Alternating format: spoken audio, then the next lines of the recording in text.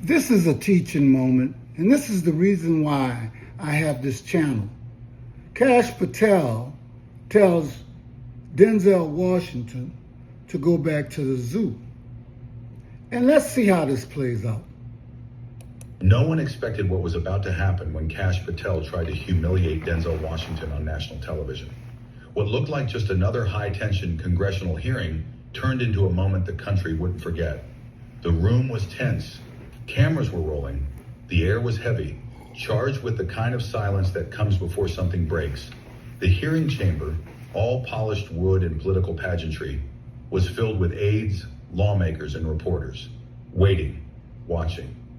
At the center of the storm sat two figures. On one side, Kash Patel, former Trump official turned loudmouth commentator, leaning into the mic with a smirk he didn't bother hiding. On the other, Denzel Washington, calm, composed, radiating that quiet fire he's known for. He wasn't there to perform. He was there to stand his ground. Patel leaned forward, clearing his throat like it was part of the show. And then it happened. "Why don't you just go back to the zoo?" The room froze. There wasn't a sound. A few aides looked up, stunned. Someone's pen clattered onto a folder. One person let out a breath, like they'd been punched in the chest. Denzel didn't move, didn't blink. But Patel, he was just getting started.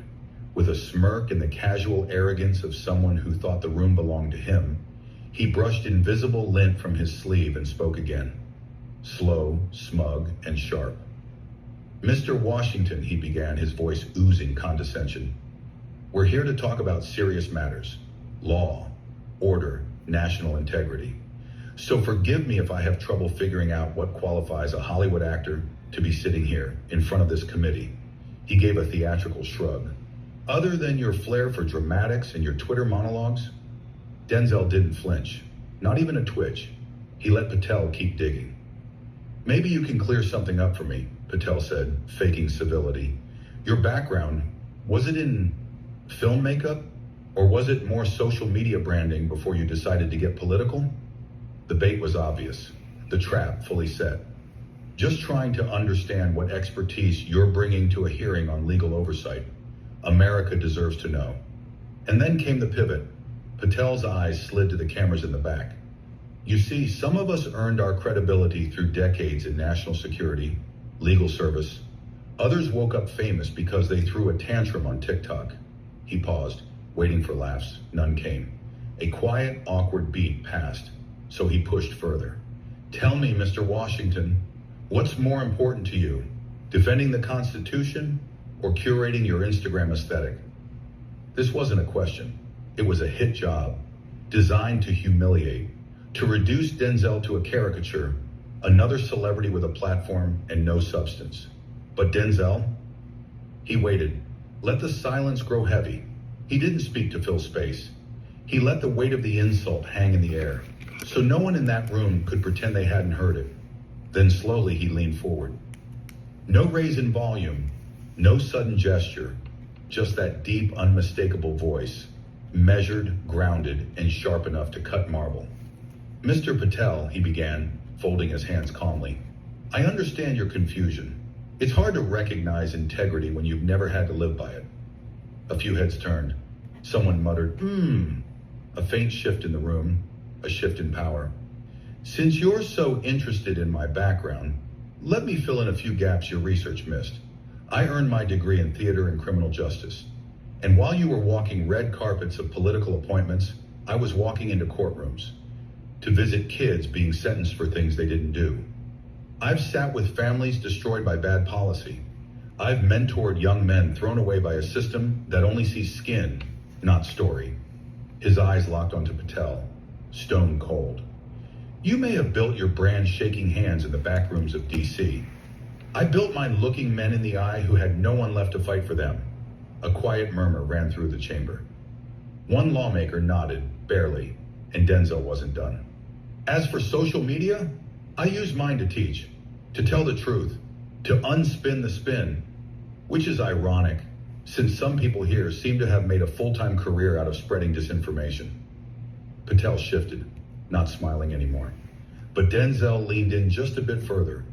No raised voice, no dramatic pause, just facts, delivered like a verdict. You questioned what qualifies me to sit here, Denzel said, his voice calm, unwavering. So let's talk about qualifications. He didn't raise his voice. He didn't posture. He just spoke with precision. I've questioned witnesses under oath. I've studied the law, not just in books, but in rooms where people's lives hung in the balance. I've drafted legislation. I've walked into spaces where the outcomes mattered, where there wasn't a camera rolling and no one clapped at the end. He leaned forward slightly. His eyes didn't waver.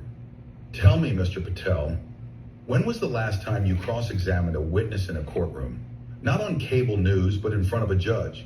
When was the last time you stood next to someone who needed justice? Not for ratings, but for survival. The silence in the chamber shifted.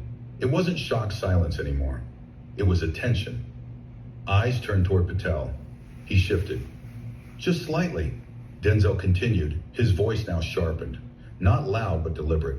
Because if this is a performance for you, if this is just another opportunity to insult people for sport, you might want to take another look at the job description. The room was no longer neutral. People leaned in. They weren't just watching anymore. They were listening. Somewhere in the gallery, someone whispered, "Damn." It landed. Cash Patel looked down, tapped the desk once, then again. He opened his mouth like he was about to fire back, but nothing came out. Denzel folded his hands, composed. "I didn't come here for applause," he said quietly. "I came here for the truth. And if that makes me a target, so be it. I've faced worse. I've fought harder, and I'm still standing." He let that hang, but it wasn't over. Patel's silence didn't last. Embarrassment wasn't something he wore well. The smug grin returned, strained, not quite what it was. He leaned into the mic again, irritation laced beneath his voice. "You know, Mr. Washington," he said with mock amusement, "it's always funny when people wear their past like a badge of honor, as if standing next to criminals makes you some kind of justice warrior." He shifted toward the crowd, milking the moment. "But hey, when you spend your career keeping felons on the street, I suppose it's hard to understand what the rest of us are trying to protect." Soft gasps echoed through the room. He kept going. "You talk about law and integrity, but let's talk about who you've chosen to defend. Assault charges, drug trafficking, robbery. Are they misunderstood victims too? Or is it just easier to cry injustice when it suits the narrative?" Denzel didn't move, but his gaze narrowed, just slightly. He saw it coming from a mile away. Patel flipped a few papers dramatically. "And then there's your social media presence," he added, holding up a printed tweet.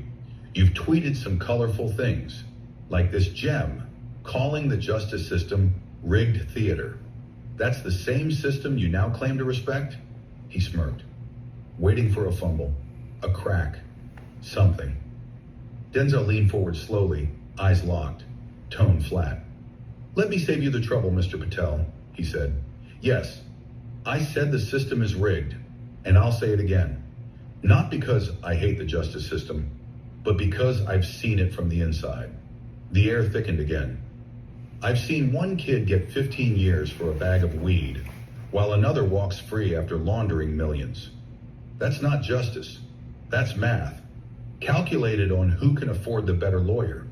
Patel's eyebrows arched in mock surprise. Denzel didn't pause. "You think that makes me anti-law?" he asked, steady. "Number, I'm anti-injustice.